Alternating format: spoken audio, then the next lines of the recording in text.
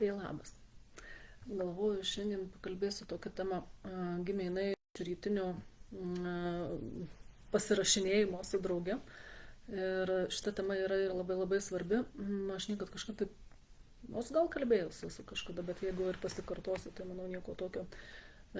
Esmė kokia, mes kalbėjom apie tą pasitikėjimą visata, ar ne, kas yra, kaip sakau, pasitikėkim visata, pasitikėkim tuo, kas vyksta, pasitikėkim kažkuo, ar ne. Ir protas, vis tiek mes turim protą, gyvenam fiziniam lygmenį ir pasitikėti kažkuo, ko nematom, ko nežinom, neapčiopiam, nesuprantam, gali būti labai sunku tas pasitikėjimas. Tai galvoju, papasakosiu protui suprantamu būdu, ką aš turiu omeny, sakydama pasitikėti visata. Tik tiek, kad čia bus ne pačia visata pasitikėjimas, o tam tikri niuansai mūsų, sakykime, misijos čia žemėje, mūsų kelio žemėje niuansai. Esmė kokia yra, kai mes pasirinkam misiją žemėje, užduoti kažkokią tikslą, kodėl mes čia turime aplamai gimti žemėje, ką mes turime čia padaryti, susėdame prie stalo, sukūrėme projektą, sukūrėme planą, pasirenkame žmonės, kur čia ką darysim, su kuo mes čia sieksim, ar ne. Ir yra, sakykime, aš nusprendžiau čia eiti, daryti tam tikrus darbus, o lieka chebra, kuri kaip dispečeriniai prižiūri mano misiją į mėnulį, ar ne, sakykime, jeigu ir skrido, o gal neskrido kažkada žmonės į mėnulį, ar ne, tai rodo, kaip ten sėdi visi prie monitorių, kažką spaudinėja, skambinėja, rašinėja, ten derina ir taip toliau, kad ta misija, tas skrydis pavyktų sklandžiai, ar ne. Tai lygiai taip pat ir su mumis, su žmonėmis, kai mes siela nusprendžia ateiti į žemę, lieka hebrytai, draugeliai, kurie prižiūri tą mūsų kelią čia žemėje. Ir mes visi turim tą komandą, visi turim tuos draugus, kurie padeda, kurie atsiunčia mums, ką reikia, informaciją ir taip toliau. Mes turim savo informaciją, ar ne, kaip sakau, sielo, ar ne, kaip savo kompiuterį, iš kur galim gauti informaciją, žinias, energiją ir taip toliau. Bet yra ir tie, sakau, draugai, ta komanda, kurie suderina situacijas, suveda žmonės, mes sakom, oi, koks sutapimas, o kas čia atsitiko, o pagalvoju, man kažkas paskambino, o čia ženklas kažkoks man padėjo apsispręsti. Tai tuos visus ženklus, sutapimus, susitikimus ir taip toliau organizuoja ta mūsų komanda, kuri yra tam subtiliam energetiniam lygmenį.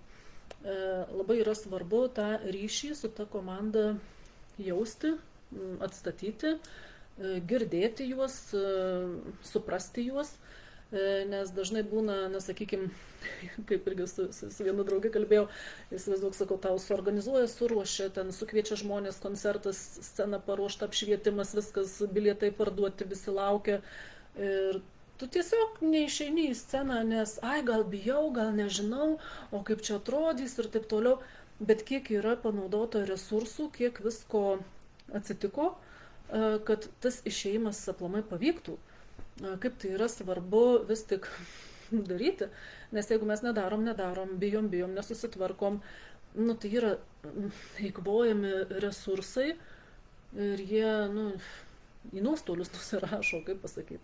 Mes tą nuostolį, sakykime, tą minusinį krūvį jaučiam, mums kažkas negerai, nesijaučiam savo vietoje, netenkina darbas, netenkina santykiai, netenkina niekas, pradeda tada nesisekti, kenčia kojos kažkaip, tai, nes su kojom einam per gyvenimo kelią, ten hebra irgi sėdi ir galvoja, kaip danešti, kaip paskatinti, kaip kad jinai prisimintų, kaip ten jai reikia eiti, ką daryti, ir duoda tada kažkokius ženklus, situacijas, spraudžia į kampą, visai kaip, kad prabustų tas noras priešintis, kovoti už gyvenimą, už save, už savo tą tikslo siekimą, kažkaip eiti ir daryti. Būna klausimų, žmonės klausia, tai jeigu aš prašysiu pagalbos pas tą komandą, tai gal aš būsiu skolingas kažką, gal man reikės atiduoti kažką, gal nusirps nuo manęs energiją ten ir taip toliau. Tai kaip sakant, nesusireikšminkim ir prisiminkim, tai žinokim, kad mes irgi dirbam, mūsų sielos, esybės irgi nesėdi ten be darbo. Nesvarbu, kad aš, sakykime, fiziniam lygmenį einu, darau kažką ir taip toliau, bet mano esybė subtiliam lygmenį taip pat turi pareigas, atsakomybės, kaip ir minėjus, esu vieni palydi gimstančius, kiti pasitinka mirusius, treti ten siunčia energijas, dar kažką ten daro, visi mes dirbame. Kaip dangu, taip ir ant žemės, čia dirbam, ten irgi dirbam. Ir jeigu aš, pavyzdžiui, nesuprantu santechnikos kažkokio ten dalyko, aš kviečiu santechniką, man sutvarko. Lygiai taip pat aš turiu kažkokius tai gebėjimus, kur kažkas nemoka, nežino, manęs paklausia, aš padedu. Tai čia yra tokie barteriniai energetiniai mainai, man padeda, aš padedu. Ir nėra čia kažko tokio, kad, aš pats turiu, aš pats. Taip, yra labai gerai pasitikėti savim, daryti daug ką pačiam. Kaip pradžioj, sakykime, aš prieš 10 metų pradėjau su savimi intensyviai dirbti. Buvo tas momentas, kad aš sakydavau, prašau išvalyti mano kelią, kuriuo einu, prašau atstatyti ten mano ryšį, prašau.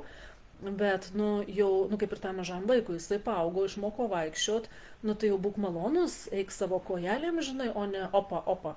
Bet yra situacijų, kur net ir eidamas kojom, tu gali kažko dar nepajėgti daryti.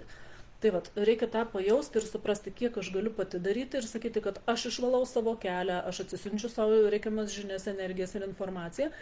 Ir kada jau sakyti, chebra, padėkit, nes man biškai sunku jau, nebespėju, arba nesuprantu, arba nežinau, ką man daryti.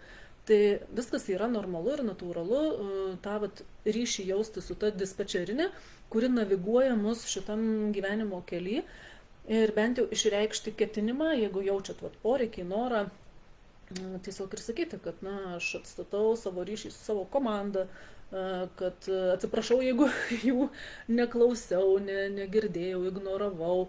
Nors mes dažnai žinom, mes jaučiam, ką turime daryti. Mums yra pojūtis tas toks, kad aš ne savo vietoje, arba darau tai ne tai, ką turiu daryti, bet bijom priimti sprendimus, bijom žengti žingsnį, bijom prisimti atsakomybę. Tai tas jau su baimėm daryti, jau aš kalbu kiekvieną kartą. Rasti, kur ta baimė gyvena ir transformuoti ją į drąsą. Ir tada įsivaizduoti situaciją, o kaip aš dabar pasielgčiau toje situacijoje, jeigu neturėčiau baimės, o turėčiau drąsą. Tai tokie reikalai trumpi, kaip sakant, pamedituokit, nemedituokit, sąmoningai pajauskit, pagalvokit, kas tai yra ta jūsų komanda, gal jie jums pasirodys, gal susipažinsit artimiau, gal tiesiog tas žinojimas, vien ketinimas atidarys vartus ir gausit lengviau tuos tokius suvokimus, žingsnius, instrukcijas, kur kaip ten geriau praeiti, kaip padaryti. Čia kaip ir filmas, atrodo, agentas vykdo misiją, o į ausinę jam šneka, ne, šituo keliu neik, ten pasala, suki dešinę į kairę, geriau bus. Tai principas maždaug toks, protui suprantamų būdų ir mums aiškiau, kad būtų, kaip čia viskas vyksta, kad būtų paprasčiau. Tai pasibandykit, pažiūrėkit, brūkštelkit, labai įdomu, kaip ten sekasi. Ate, iki.